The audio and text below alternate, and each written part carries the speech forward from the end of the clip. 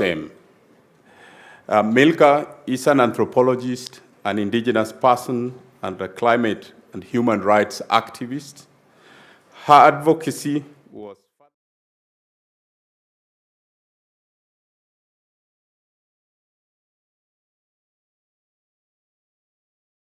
to defend their land rights after being forcefully evicted by the government of Kenya in the name of conservation.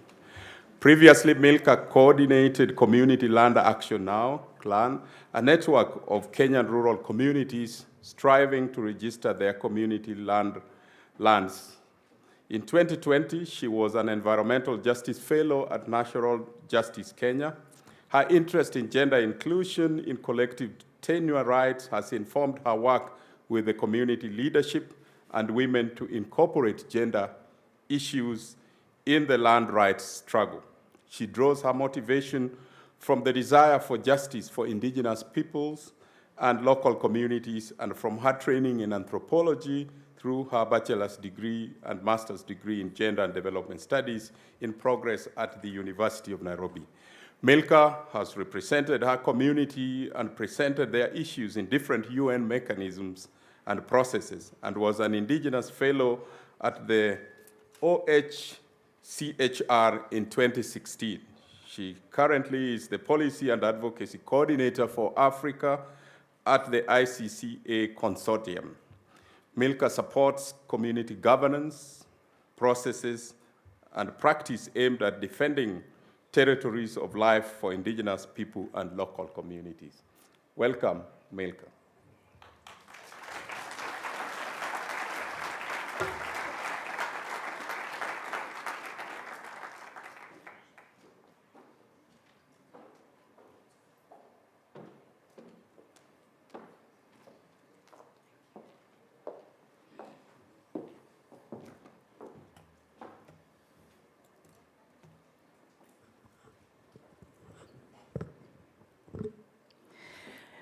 Again, to my fathers, my mothers, my brothers, my sisters, I greet to you this evening and really giving you some hug for the long day that we must all have had. As you've heard, I'm speaking to you as an Indigenous person from here in Kenya and a forest Indigenous person. Speaking to you not in my own language, not in Swahili, but in English. A language that I got through a process that was painful, I must say.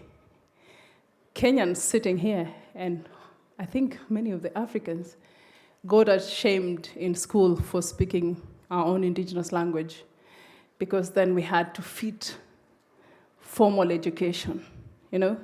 Speak English or speak Swahili just once in a week. Was it Wednesday? I think so. And then with time, myself and many from our communities just got ashamed of speaking our own language. Very few of us, not very few, but yeah, because we speak in our villages to our elders, our grandmothers and our grandfathers in our own language. But really, to tell you that this was a process that, through all means, through caning, would want to make us not be proud of being Indigenous. I remember in school when we said something in the Sengwer language, the other community children would laugh at us, and we were ridiculed. It is strange how I went through primary school, high school, to Maseno University, and now in University of Nairobi, still going through this same thing. And this same thing that delinks me from my land, delinks me from my language, delinks me from my cultures. It only takes a strong person to stay rooted to who you are. And I'm proud to be both now in the Western world, and still Indigenous, and proud to be one, defending our land, defending our territories. And so when we hear about globalization, the desire, of course, did not come from Africa, it did not come from the Sengwer, it came from someone else. Let's make the world a global village. And what comes in play is the exchange of commodities and the products that we all find in our lands. And ever since this thing was introduced, there have been massive exploitation of resources for countries to create good relations with each other. And now the places that are remaining are the ones that we have been occupying, the indigenous people, because we have managed these resources communally through our own governance systems. First of all, because they are important to us, they keep our culture, they keep who we are connected to the land, we respect the trees and the water and everything, just like we respect each other. But what does globalization and capitalism come with? Extract as much, fulfill the bilateral need that we've had with another country. With time, we have finished many resources through the monocultures that we do, through the extractive minings that governments do, and now the places remaining, as I said, of course, as indigenous people's territories. Makes you wonder why next door in Tanzania, the Maasai are being evicted from their own land, from the land where they've lived with the lion, with the elephants, and all life, wildlife, and their own cattle, and conserving and living in harmony. It's because of globalization, you think so? In form of tourism. So we contribute to having resources still be conserved in these territories, at least so that our countries can still get revenue out of it. But when it comes to determining what happens, we are kicked out of our land. It is not different from what the Ogiek of Mao, I'm sure many of you have heard about their stories and the evictions that they have gone through over the years. It's not different from the evictions that happened in their land, kick them out in the name of conservation to conserve Mao. It's not different from what the Sengwer, my own community in Embobut Forest, have had to endure in the hands of Kenya Forest Service in the name of conservation. Still going back to where do these initiatives start? Those of you following the COPs will know that the Conference of Parties makes resolutions that then governments are expected to follow. And when they come down to the communities, to their own countries, the places with this rich biodiversity and rich resources is not on public lands. And even if it is on the public lands, let's go back to 1954, when many of the forest reserves in Kenya were gazetted by the white man, the colonizer, to be forest reserves. And that for the conservation of these areas, then people would live out of these areas. Of course, creating community reserves outside, on the periphery of the forests. For us, the Sengwer, my ancestors were very few. And because they feared the white man, they hid in the forest. And because there were very few, history has it, it's down on paper, that the white man said, no, just leave these guys alone. They're very few. They'll go into the forest and be eaten by wild animals, so they will be extinct. But we did not die. The forest sustained us. The waters in the forest, the fruits in the forest sustained us. And so my ancestors gave birth to the many of us, including myself. And so our presence in our own ancestral land that the white man thought we would die in is now illegal. Strange, huh? And then we are being evicted. And then the whole of the other population around will say, no, get them out of the forest. We need to conserve for globalization, for whatever the reason. And now comes the new thing, carbon credits. It's now selling the carbon that we store on our lands, or the capacity of our lands to store carbon, selling it to someone who is allowed to pollute more. Again, commercialization of the resources that we take care of. Do you realize how much indigenous people are taking care of that is not recognized in this whole process? Of course, so much. I welcome you to Gabon, where the Massa are taking care of the Ebola Banamasa. It's the land of the children of Massa. They pass it on to their children. What is happening there is the threat of logging, apparently to supply timber to companies outside Africa, outside Gabon, maybe in Kenya, I don't know. But again, resources that have been conserved by these communities using their own community conservation and governance systems, that's not recognized by anyone. Go to Nigeria. The Ekuri community are conserving their own forest, using their own chiefdoms, and managing it very well. But what do politicians do? Want to get in, clear the forest, get the money. It beats logic how much the human is fascinated by getting the money out of the resources that is all around us and never imagining that we need to give back to nature. Today, if you sat in some of the discussions, you must have heard about the indigenous people of Hawaii. You must have heard about the First Nations of Canada and the relationship they have to the water and how much they want to protect that water from contamination that comes out of mining, that comes out of industrial development. And they will be called anti-development. They don't mean so much.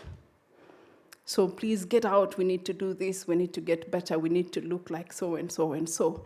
And so we're wondering when will nations, will authorities, will the academia be able to recognize the role that we have as indigenous people in conserving this. Yes, we do not have the paper and pen that's written in so beautiful ways by researchers and say, you know, this is the formula, this is how we do the governing, this is how we do everything, or oh, this is how we will dress the people that will take care of the forest. But we have the skills that have been passed over to us by our great-grandfathers, but our great-grandmothers. I come from the Talai clan. I am referred to as Tala. For the Kalenjins in the room, I'm sure they will understand that. And we pride in a hill called Kipteber. And it's a hill that we believe was created by the eruption of Mount Elgon. And it is our sacred hill. We have all that we believe in that hill. But we are not able to access it as frequent as we would want, because the Kenya Forest Service now says, no, this is a protected area. And when we have discussions of protected areas, one thing we ask ourselves is, protect them from who?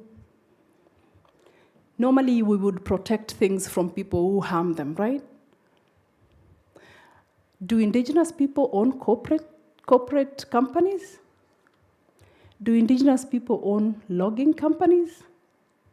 Do indigenous people and local communities, say, own mining companies? Of course, no. But we have kept these resources not because we cannot exchange it for money. It's because of the value that we have in them. It's because of taking care of respecting what was passed on to us by our ancestors, to take care of this. As long as we are giving birth to another generation, then you make sure that you're passing this over. But the mind of a capitalist doesn't think that. It comes with individualization. You know, extract the much you can for your family, for your corporate, and then forget to give it back. Which is a sad scenario. Because then if all of us in this room today just went out there and got as much as we want from the forests, will the world survive? trust me on one thing. It's not possible to get the match you want from a communally conserved area or a communally owned area, because there are structures that you will have to follow, and people who want shortcuts will not find it easy. But it's easy to get it from a government-owned area because of corruption, especially here in Kenya. You will get it so easily. And so if all of us had abundance of money to give through corruption, we would get all that we want and say, yeah, we are improving in our income.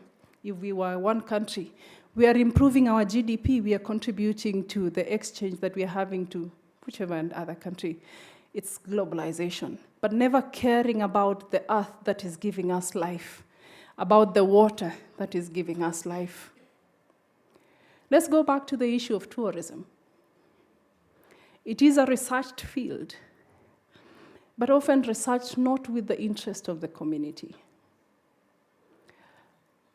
The Maasai, for example, have lived with wildlife for so long. They have had their cultural practices around how to manage wildlife and how to manage their own, livestock moving from one place of their own territories to the other.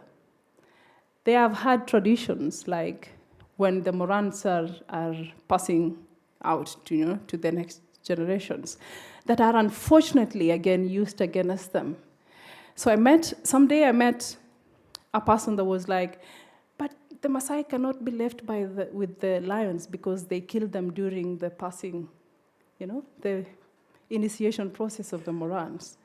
And I pitied their ignorance, because then their imagination was like every Moran would kill a lion, which is not true.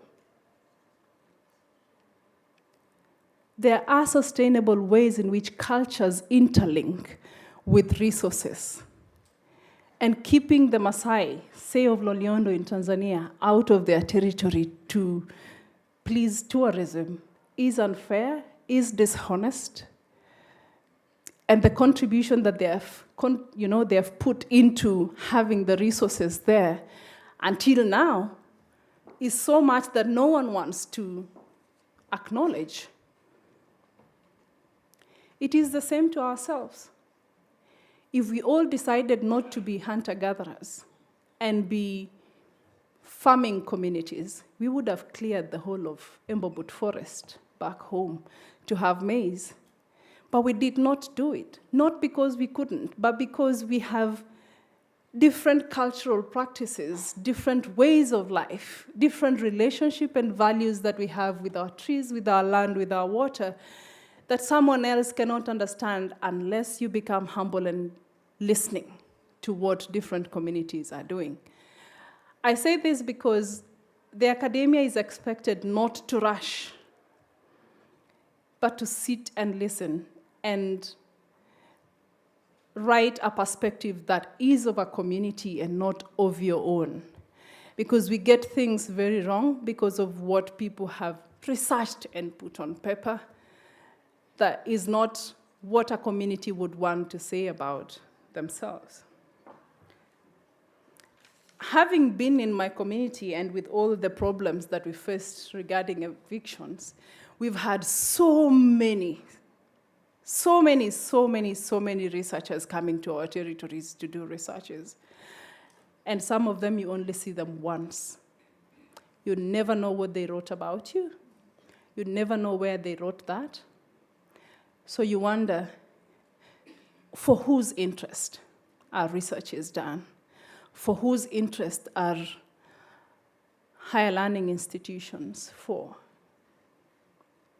Down to Kenya, of course, we've had many of these researchers coming to study Indigenous people. And we wonder sometimes, why is it that the University of Nairobi, Maseno University, University of Eldoret, why are we not offering these courses so that we determine what is said about our own people?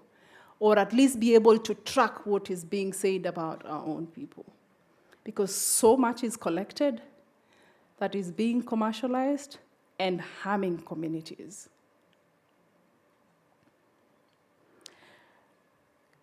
Unfortunately, during these processes of research and writings, is the notion that researchers come with. I say this so that we can go back and reflect. That when you get into a community with a perspective that they are backward, with a perspective that you are the savior, with a perspective that you are the one who knows it all, then you're really being dishonest to yourself and that community. Takes us back to where you say who is educated and who is not educated. It's unfair to measure education in terms of formal education alone. Because if anything, I would say I'm not even that much educated as a representative of my community. We have so many elders that are so educated in our indigenous knowledge systems that we gain a lot of knowledge from. And so these indigenous ways of education are what we want people to know about. And we shouldn't measure education just from a Western perspective. I'm glad that in some of the anthropological researches, now we're starting to talk about indigenous research methodologies. Because then we have to be able to give a perspective of research from indigenous people's point of view, rather than always measuring it from perspectives that are not our own. It seems radical, but it's not. It's just being fair.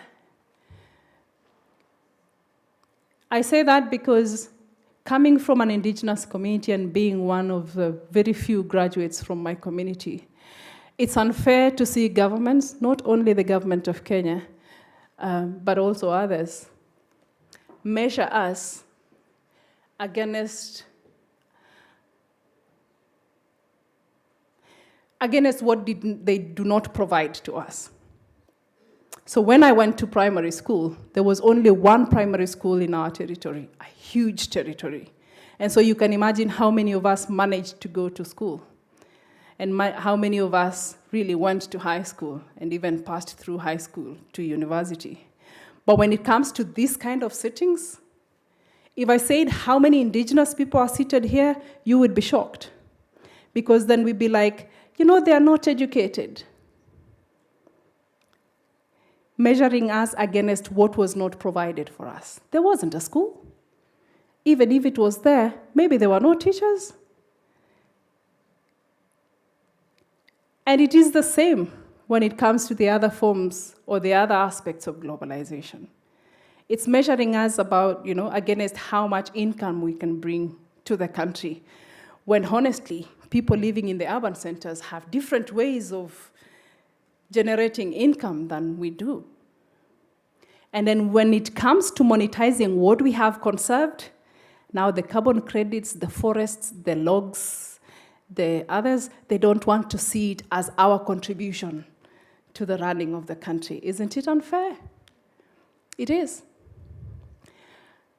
And so it calls upon our urgency, everybody as a human community, to no longer disintegrate and keep on dividing people and the labeling, like what I said yesterday, but being honest to what we do with people, to what we say about people, and what we do to help their governments recognize them.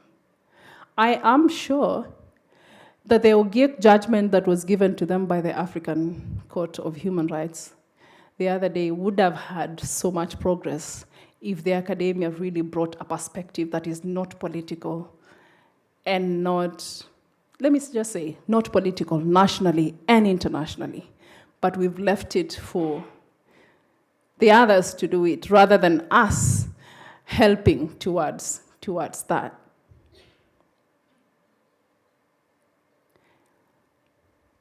So I hope we can call ourselves to being human, not the heights of education that we've gotten, because honestly, some of us would never be there.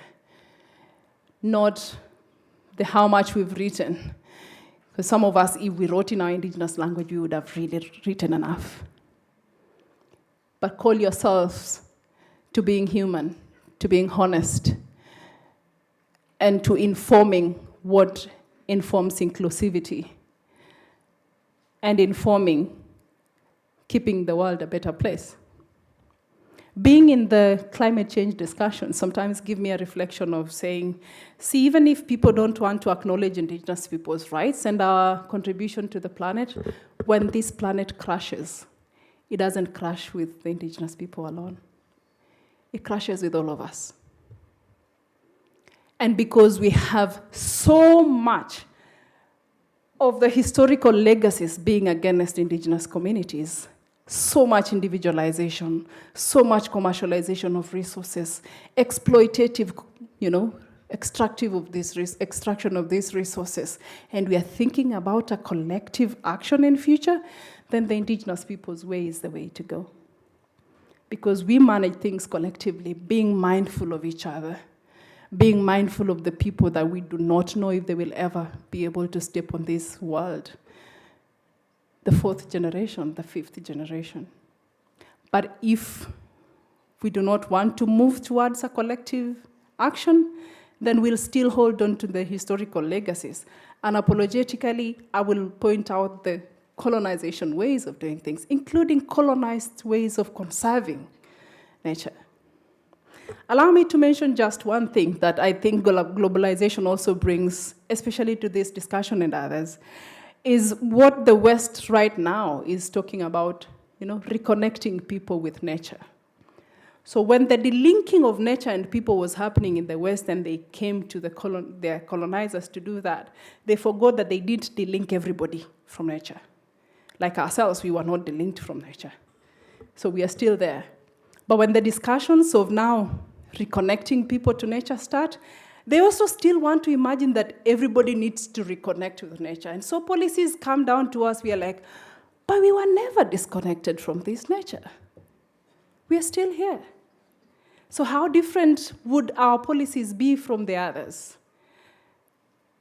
And you can imagine how much research would do to inform how different the demographics are and how different the policies and legislative frameworks should be. And again, if you reflect to being a human community, we don't really need legal systems to behave right, to be kind, to take care of the earth that is taking care of us, to take care of the water that is taking care of us. We wouldn't need it.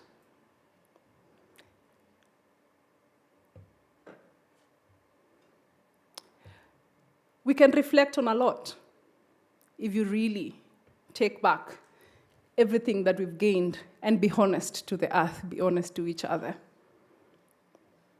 And I hope that we can work with those that we are working with to really help them to be better rather than drifting them away from being who they are. I'll just finish this by mentioning 2 occasions that were so disheartening in my academic journey so far, because I don't know how far I'm going to go. And I'm saying this because I realize and I acknowledge that most of you teach in universities, or maybe you're handling students at one point or the other. And 2 of the very, the meanest comment I've ever gotten for being Indigenous, unfortunately, were in lecture rooms from professors. One of them, when I identified, said that I am Sengwer Indigenous person, first he said that I do not look Indigenous. I don't know how Indigenous people have to look, but apparently I don't look Indigenous. And then we were discussing about environmental conservation in that class. And we brought the issue of the Ogiek of Mau. It was almost immediately after the African court judgment in favor of the Ogiek. And he said, the Ogiek just want to stay in the forest. They don't want to come out and be civilized like other people. So what he said is, I wouldn't imagine that I just want to live on the trees. And it was so disgusting to imagine that a professor could teach and give such a kind of examples in a class.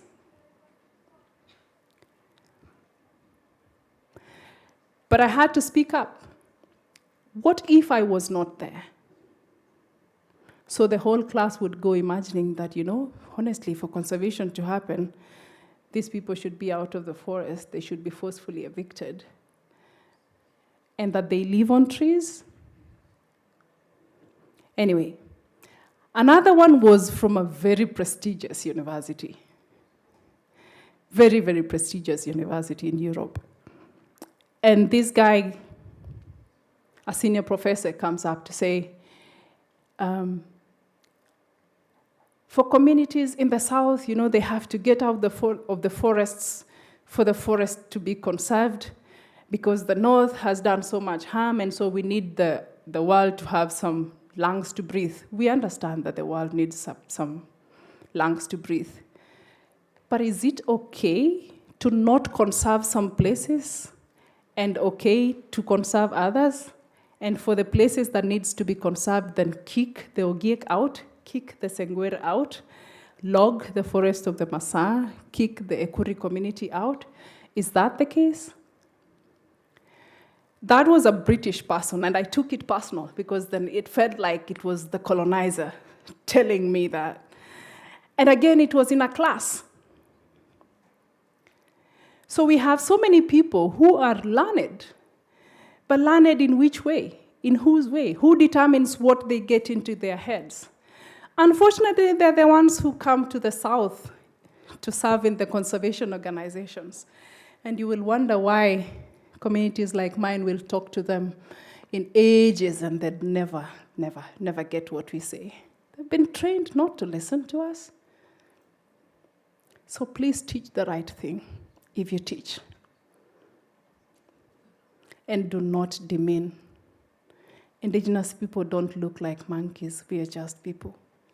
We don't have to look different. And I hope we can take that forward, being kind to each other and appreciating the role that each person is giving towards conserving the planet, and not making it okay to destroy somewhere else and then kick people out here to conserve this part. Destruction is destruction. And if we have to conserve, then we have to conserve everywhere. Because globalization is not for one. If it is really for the world, then it is for all of us. Let's do it sustainably. And let's respect the rights of Indigenous people, whether on paper or in practice. And thank you so much for listening.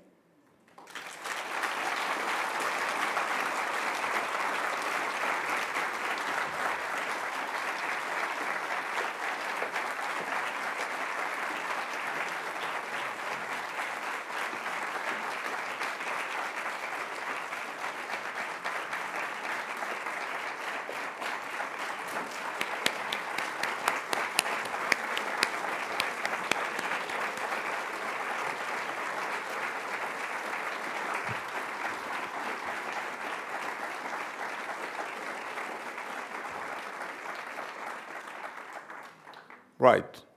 We may be seated. Thank you very much, Milka, for those thought-provoking discussions and indeed challenging existing ontologies, epistemologies, and methodologies. I think we will allow a few questions or reactions from the floor. If we have the roving mic, we can have it.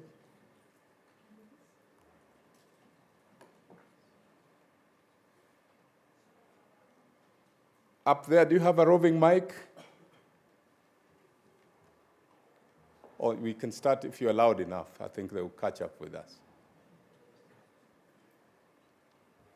Yes, over there. Thank you, Chair, and thank you, Brenda, for the eloquent presentation. Just the organizer of this international conference. My appreciation is that it has drawn a large number of youngsters.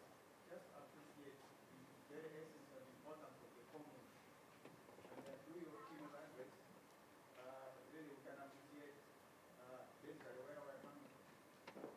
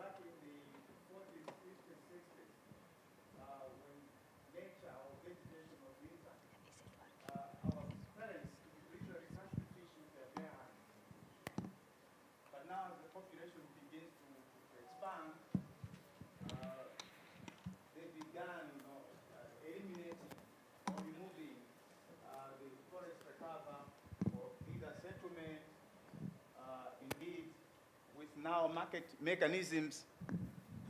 Some of them were selling their land, their own land.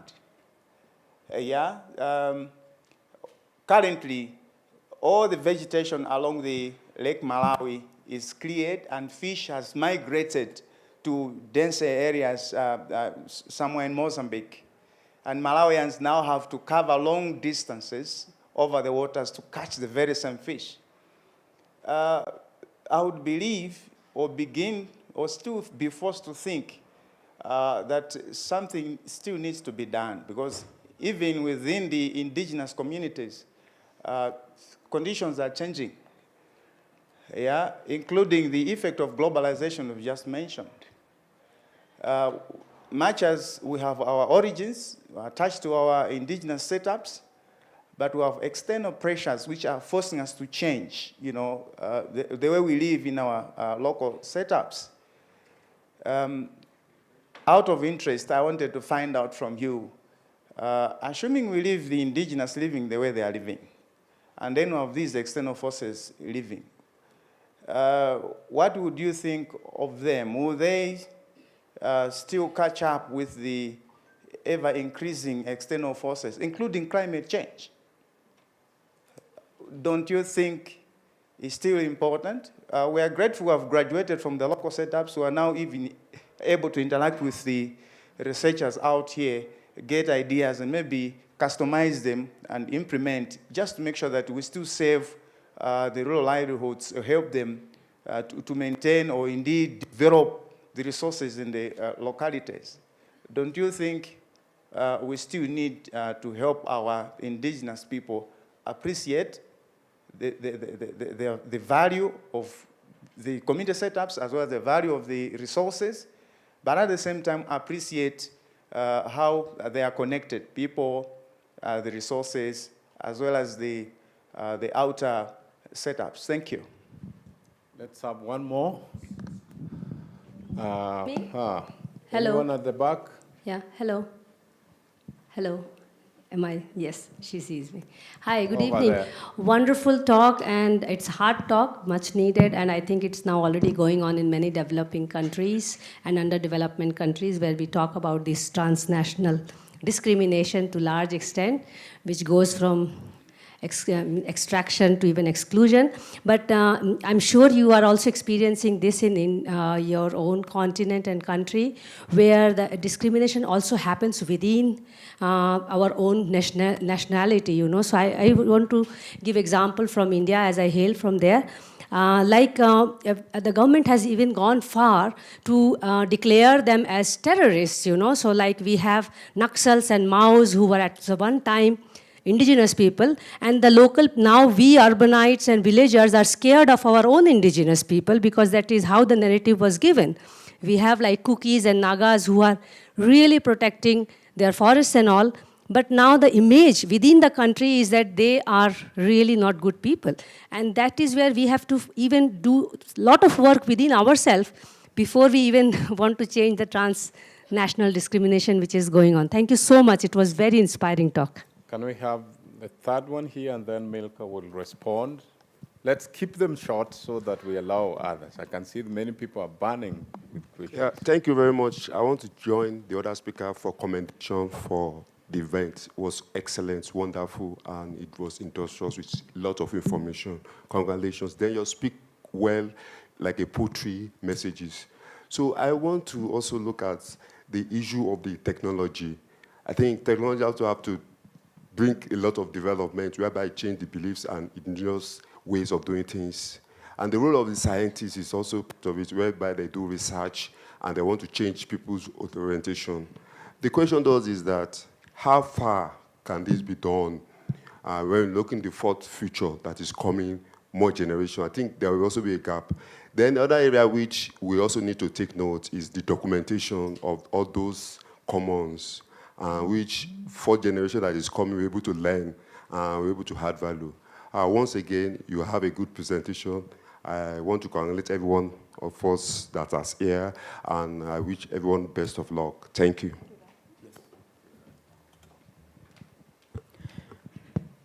Thank you so much for the excellent follow-ups. Maybe just to start from you, my brother from Nigeria, is to say that when indigenous people demand or request for their autonomy, it's not to say we do not want technology. Because right now, indigenous people are using technology to map out their territories and to map out their resources, to make it clear to governments. In Kenya right now, we have the Community Land Act.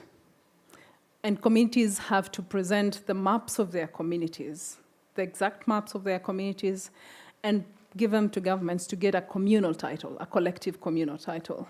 So it's not to say, leave out technology or leave out anything. So there is no gap. It's appreciating that there is indigenous knowledge. There are indigenous people's territories. There are indigenous people's resources that needs to be conserved. And how to make it sure that it is the same is to have a representation of what it is right now. And we can't do it better than through technology, yeah? Because then we have pictorials, we have every other thing that then represents what is within indigenous people's territories in a good way. How we speak our indigenous knowledge right now, I mean in our indigenous language right now, is not the same from what my great-great-grandfather used to speak. So we have a few of the indigenous elders that speak our indigenous language in the exact way that should be spoken. How do we make sure that it gets into the 5th generation? Is to have it recorded. You know, again, it comes back to technology. So I can assure you that there's interlinkages between what indigenous people are doing right now with technology to make sure that the resources, the language, the knowledge is kept and is passed on. Of course, again, why we are embracing technology is, like I said before, the formal education is taking us away from our communities by force, by fire. I do not have, like my grandfather died when I was in high school. I did not get to hear the riddles, the stories that he used to talk to us when we came back home every day. So you can imagine how much I lost when I went to high school. And if that was not already taught to me, I would have never gotten it. But again, for me to transfer that on to the 5th generation to come, I have to store it. I have to be able to pass it on during the time at which the students or the young ones are within the community, because again, we are being taken away from our communities to get formal education. Still, the discriminative ways that takes us off our communities. So I hope I answered your question. Sure, and the role of the scientists, including indigenous scientists ourselves within our own communities, to help our own communities to be better and store our knowledge. From our sister in India, I think how you're doing the interlinkages should be the other way around. This demeaning the calling of names of indigenous people does not start at the country level. I do not want to imagine that it starts at the country level. The Sengwer ourselves were called bandits in 2018. But the government of Kenya did it, but it was not what the government of Kenya really thought to say, I would want to imagine. It's because of an external project that was coming to help the government of Kenya do conservation. So the same way the Western colonial ways have made us hate our indigenous ways of knowing, it also makes us hate ourselves so that they can get a chance to really control our land even more and make our governments call us names. I would want to imagine that the government of Kenya did not mean to say that, because after that, we still talked very well with the government officials when the project that they were calling us names for was cancelled. So where did that influence come from? Not from here. It came from above, whatever above is. And it is unfortunate, I would say again, that indigenous people are imagined not to be as normal people. It varies. It comes from like I told you, the learning institutions, and even now, how the governments would want to put us to be that we are not. To get ways of taking what they want to take from our territories or even evict us from our land. It's only to make you feel bad about yourself that they can be able to control you. And that's where the role of academia comes in. Of course, when researchers tried to come to our territories during that time, they were told, no, don't go to that territory. There are people with armed people, or you're not safe. But honestly, there was nothing of that sort. So it is, again, unfortunate. Unless you are an investigative academic person, then you're able to bring out the truth of what is there. Again, comes with implications. If you are of the same nation, then you know that you are also going to be followed up if you write the truth. Yeah, I think that's what I would say to you about that. And from Malawi,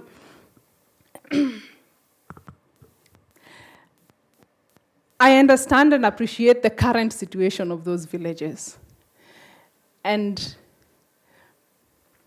I am sure they did not just wake up to clear the lake around Lake Malawi. It was for some processes that happened with time. The agricultural processes that are thought to be, it's what to do to make the world a global village, like I said before. Or some activities that must have happened in the upper hills, maybe to have more production of crops that led to maybe silting of the lake. It must be a process that happened that led to that. It's not just the community choosing. And if you want to agree with me on that, then ask yourself, why is the fish going to Mozambique? That place is more conserved, right? Then it means we can always go back to the natural nature of our lakes than the natural nature of our places and be prosperous.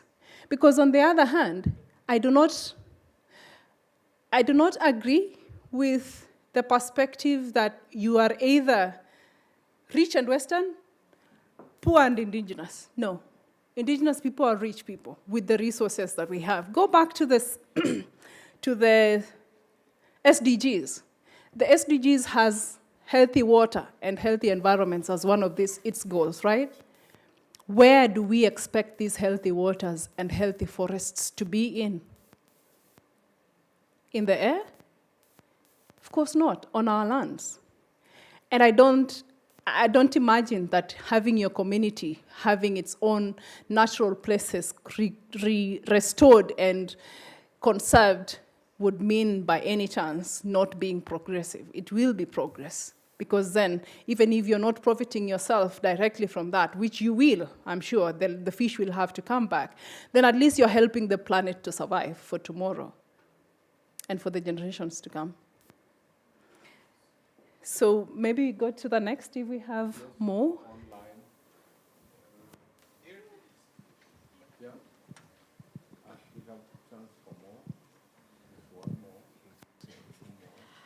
Hi, I need a translation. I speak in Spanish. And the first, tojolabal, es una palabra en celtal, la lengua de los territorios autónomos en México, en el sur de México, en Chiapas, y significa gracias.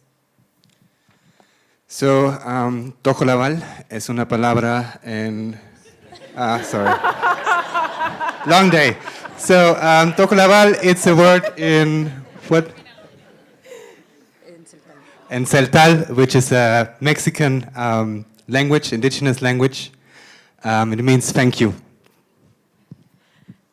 Sí, gracias, porque es muy importante hablar de los pueblos originarios. Es muy importante que las personas de los pueblos originarios podamos tener el acceso a la educación, a esta educación privilegiada para poder hacer este tipo de discursos muy potentes y poder entrar en esa globalización de ese pensamiento del norte. So, thank you very much for making this discourse. Thank you very much from the side of the indigenous people of origin. Thank you for bringing up this discourse that needs to be also displayed in these privileged settings where you need to voice up. Y por último, decir que espero que muchas personas que están aquí en este lugar, que hacen ciencias, que hacen transversalidad en los conocimientos, verdaderamente volteen a ver a esta parte de los pueblos originarios, de las comunidades indígenas, porque es necesario escuchar sus conocimientos, así como también ser conscientes de que muchos pueblos originarios están sufriendo represión y están en resistencia. Gracias. So we also hope that the scientists here really reflect on what you said, and that the indigenous communities are a great fund of knowledge and also a great fund of resistance. So there is a lot of violence going on where indigenous communities are fighting to maintain their ways. Thank you.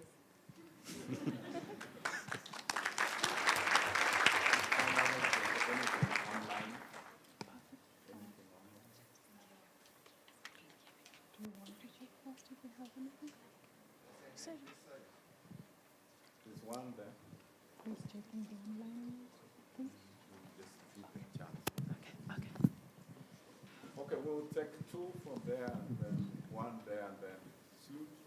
I wanted to thank you for your presentation. As an Indigenous from Canada, my people have experienced exactly what we're talking about, and how language is important, and how our Indigenous languages tell us how to interact with the land and the water, and how to take care of them, and how to be in relationship with them, and also how to celebrate or be in ceremony with the water and the land, and to preserve what we have. So I wanted to thank you for, again, if we put all of our voices together and to keep speaking, throughout the world, Indigenous people outnumber the colonizers. So it's time that our voices are heard. So thank you very much.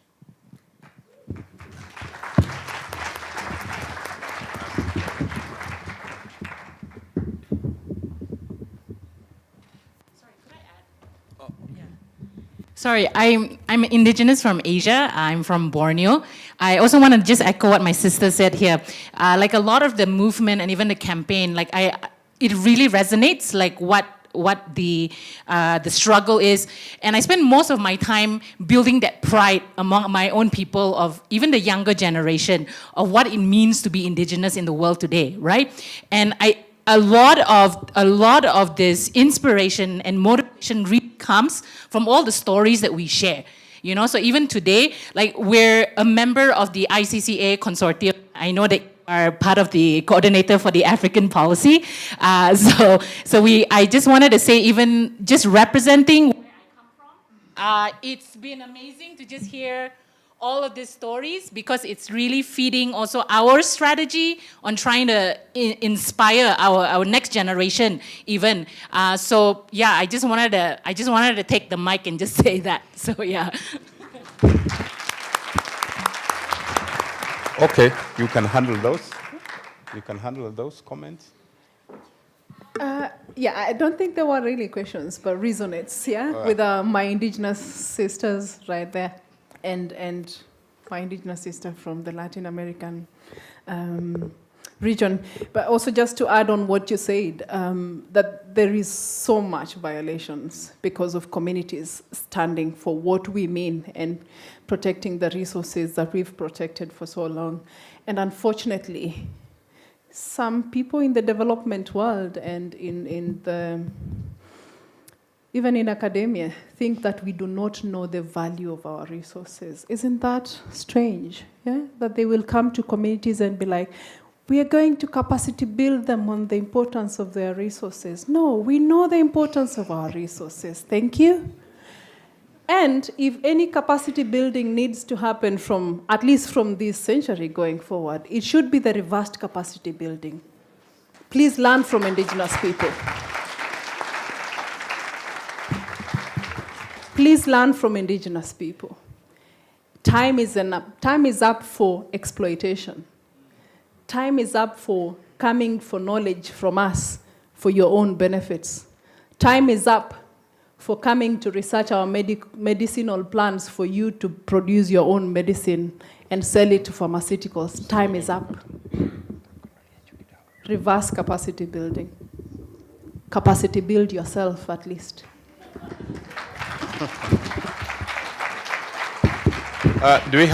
We can take two here, and then if there are any comments online, I will ask the ICT to read them, and then we'll stop at that. Just two from this side. One there and one over here in the middle. Hi, thank you very much. My name is Sipe Sihle, and I'm from South Africa. I just also wanted to speak on the, trying to get people or indigenous people to connect to nature because of the increasing development or industrialization. What I wanted to say is that indigenous people are not the ones who approach capitalism or approach the world to exploit the world as it is. It is capitalism that comes into indigenous communities and encroaches their lands through expansion of protected areas and the introduction of restrictions, which then also have a rippling effect on the livelihoods of communities. So communities also, echoing what you just said, Doctor, is the fact that we are the ones who are now, or scholars, or the West, or Europe, has a responsibility now, which we are bestowing, to be able to go into communities to seek to learn what are the existing indigenous sustainable ways of saving nature, of relating with nature. Because you cannot teach a person whose main source of livelihood is nature, how to protect nature. They relate with it every day. They know how it is done. They know the tree, they know the water, they know what comes from the water, and it is theirs, and they always protect it every day.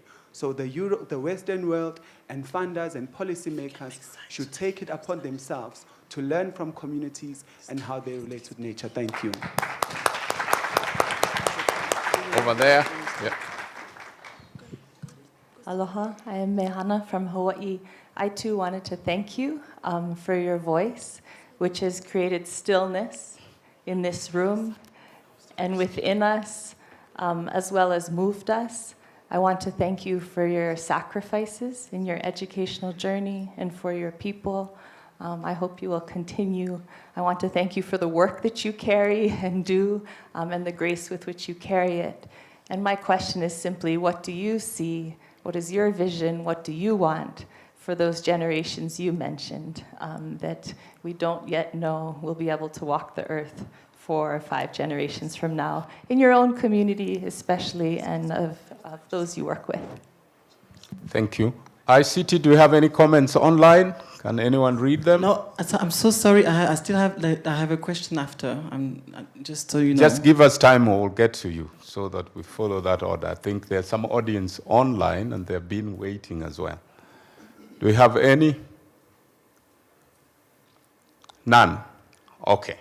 We can take your question now then, so that we give Milka the last word. Okay, so I want to say I'm from Switzerland, and I just wanted to tell a small story because I think as Swiss people and as Western people, very often we always look at outside and see like the problems from outside, and we never want to face our own issues. So I just wanted to say that in Switzerland we have nomadic people, we have Yenish people, and we have different other indigenous people who are facing a lot of discrimination themselves. And one of the moments that for me was the strongest moment in my life was when I did my first internship at the Ministry of Culture in Bern. And because I'm a racialized individual in Switzerland, I was harassed every day at the cafeteria and accused to steal food. And after a little bit of being harassed every day, I saw there was a conference and there was actually cakes in front of the conference. And I just was so angry, I just decided to take the cakes even though I don't eat gluten because I'm a hipster. So I got the cakes, and then this lady from the cafeteria said, "You cannot get the cakes because there's a conference." And I said, "I'm in the conference." So I went inside of the conference, although it was not allowed for me to go there as an intern. And I came in and I sat, and everybody was looking at me. And it was really ironic because these nomadic people are accused for centuries to be thieves. So I sat there, and it was at the moment where they were discussing a new law, I don't know, Verordnung, like a new rule, and it was about education. It was about education of these people who have been taken away from their homes for at least 1 century and forced to do formal education. And they were talking about a word in German that's called Erziehung, and they were looking at the law and they were saying, you see, this even the way you title this title of the law even the way you subtitle it, you're already taking away. You are colonizing us just by the word you're using, because Erziehung, it comes from there is nothing of you and we are making you something. But they say we, for centuries and centuries, we have been nomadic, and it is through the experience of walking the path of our foreparents that we are learning. But you are cutting this off by not allowing us to be on the lands where we used to be. So I just want to take this moment for reflection as Western people, as white adjacent people, as light-skinned people, that we have this, and that as much as we can organize nice conferences, it's really important that we understand how we started colonizing our own people before we went out in the world. Thank you for taking my comments. Milka.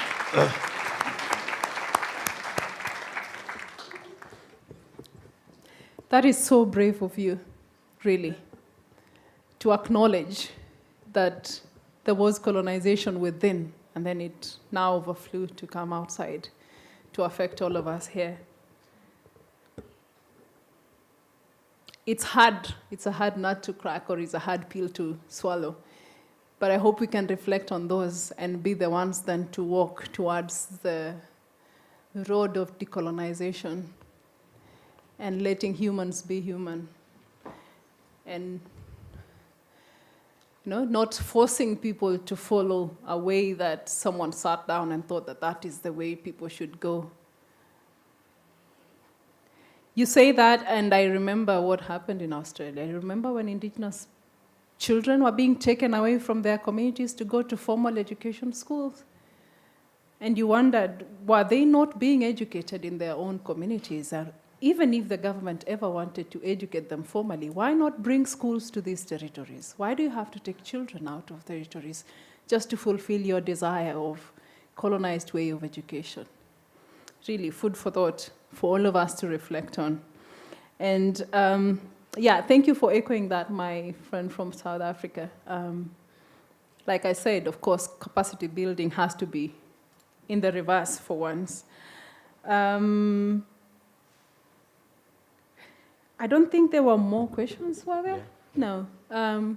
There were just more of comments, and I will really appreciate you all for the great attention and the comments and the questions. We can always catch up if... Yeah. Sorry? Oh, yeah, vision. Sorry. So I sit and imagine how it was for me personally, like 15 years ago and now, and there's a huge difference. In the name of globalization, in the name of improved farming system, in the name of modernized, civilized, we've had so many things introduced in our community and our community land, including the use of pesticides by the neighboring communities because they do monoculture. And so it's affected our bees and our honey. When I was younger, we used to make what we call luck in our culture. I don't know how to say it in Swahili and English, I'm sorry. But it's a mixture of honey and water. And we would just drink and go to school in the morning. We don't have that right now. And even if we have it, it's very minimal because we don't have much honey. The bees have been killed by the pesticides and by the excessive use of fertilizers. So unfortunately, my children cannot live my life, when I was a child. But honestly, when I close my eyes and look at the 5th generation, the 4th generation, I wish they can experience what I experienced growing up, or even better. That we can go back to a land that is well forested, to water that was just oozing from every part of our water points on our hills, and with no use of chemicals that are killing our bees on our hills and us not having honey that we used to really enjoy. And it's not just for my own community children.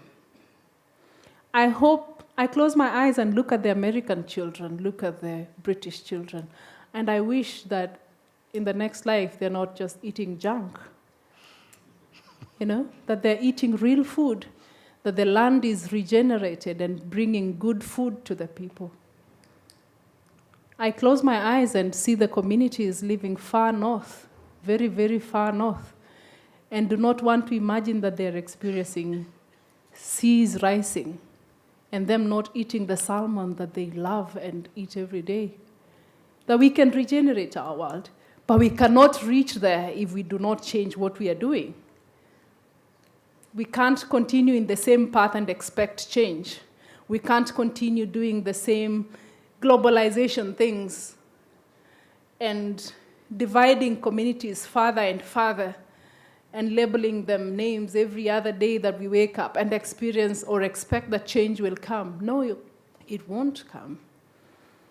So we have to disown the historical legacies, honestly, and look at a collective future, a future where the decision you make is not because of yourself, is not centered in you, but is centered on the next person that's, seated next to you, living next to you.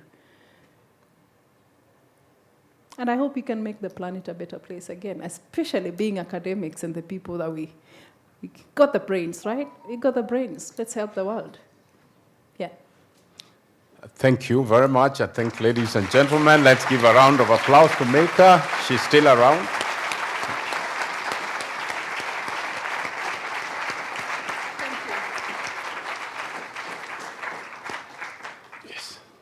And with that, we come to the end of this exciting plenary and the end of the day for others. And for others, they will go on to other events. Thank you very much.